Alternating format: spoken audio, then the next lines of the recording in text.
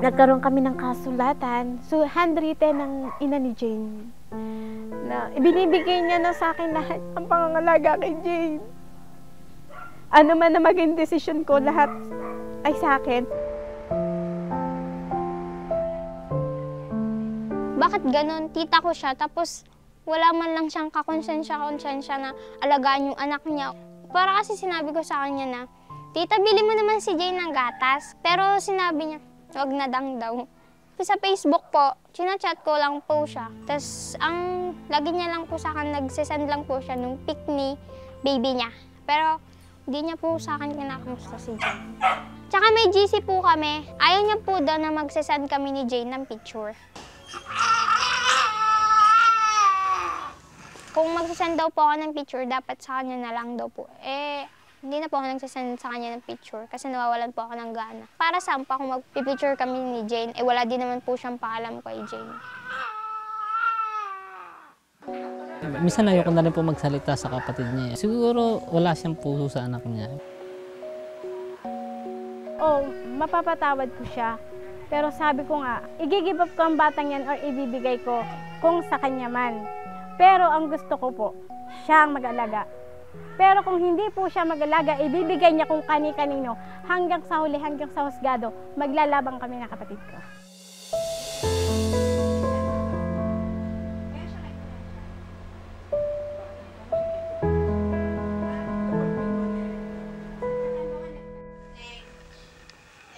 Ito po yung munti kong tindahan, ito yung pinagkakaabalahan ko. Pinagkakakitaan din namin sa ngayon. Magkano yung kita, Nay? Depende po. Depende. Minsan po sa isang araw, minsan po meron din pong 500, meron naman pong mahigit. Nagkasakit po ako ng March 1. Dengue po daw. Dengue po daw ako. Dahil po sa akin, naibenta po namin yung sidecar, pinambayad po namin sa utang. Sa buwan-buwan po, talagang kung susundin ko lang din po sadya yung mga nakareseta or payo ng mga doktor, lalo ng dietary, ang magagastos po niya sa mga gamot at pati food supplement dahil kailangan nga po puro liquid. Siguro po mga kailangan siya ng lahat-lahat na rin po siguro mga 6 or 8,000, gano'n siya. Kailangan talaga niya yung food supplement or talagang masustansyang gatas. Kailangan nga rin po niya ngayong mag-MRI or para doon malaman kung operahan ba or what may kailangan pang idagdag sa mga gamot.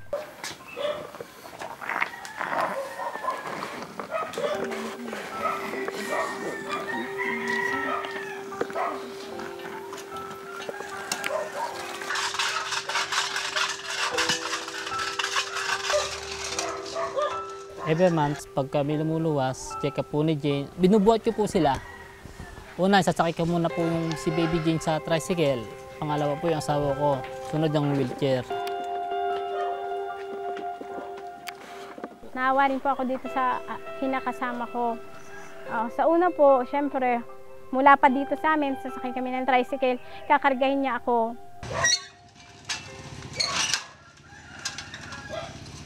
Hindi ako napapagod.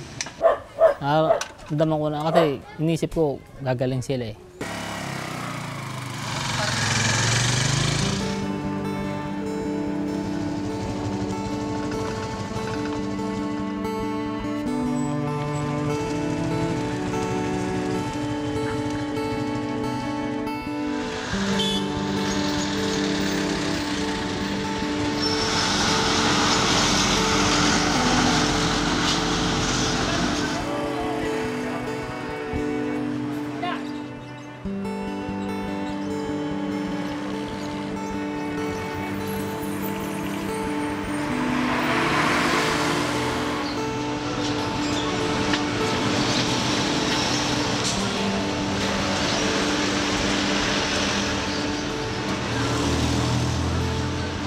Pero pagdating po namin sa bayan, sasakay naman kami ng jeep. Tapos makikiusap kami sa mga pasahero dito sa bandang likod na dito na lang kami kasi po magbubuhat pa nga. Pag sasakay kami minsan po ng jeep, makaka-encounter kami minsan na bababa sila. Hindi ko maintindihan kung nadidiri sila sa amin o naawa. Meron naman pong time na papara ka ng jeep or bus, hindi ka paparahan.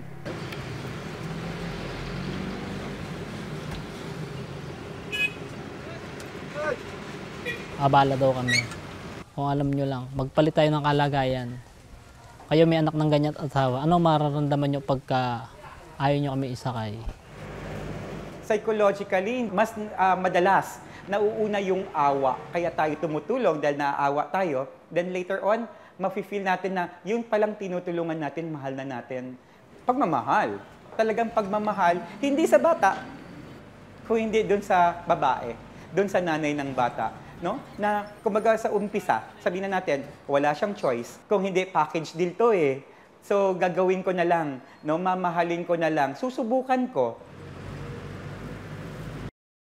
So in real life, no, hindi may iwasan na magkakaroon ng circumstance na you will find yourself na nag-iisang nag-aalaga sa isang bata. We usually recommend na maghanap ka ng support system. Di tayo superwoman or Wonder Woman. Napakaswerte natin kung may mahanap tayong kaibigan, kamag-anak, or community that we can entrust our child with, na alam natin, mamahalin din sila tulad ng pagmamahal natin para sa anak natin or sa inaalagaan natin.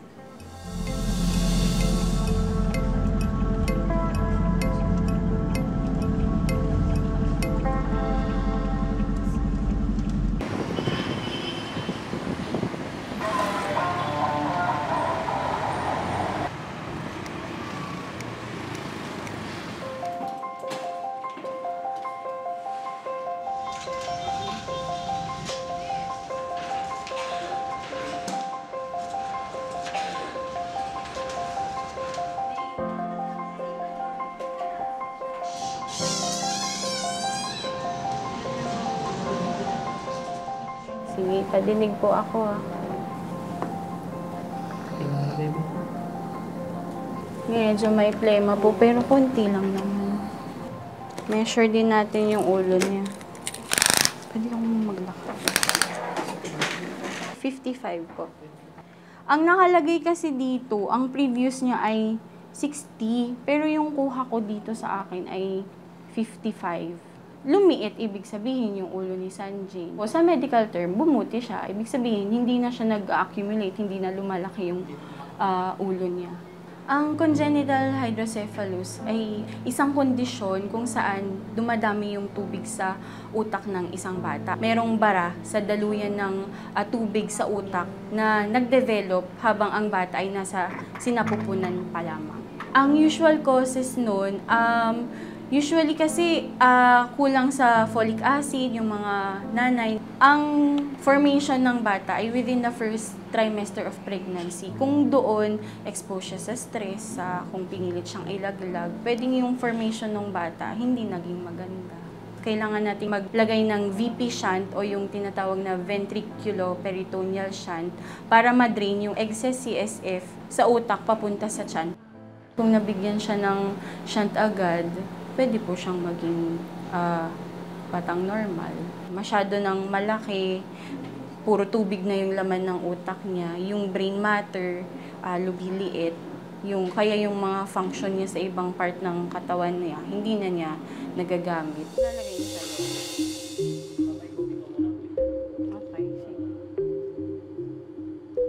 Kasi 11 kilos lang siya, tapos 8 years old na siya, masyadong mababa yun sa expected weight para sa edad niya.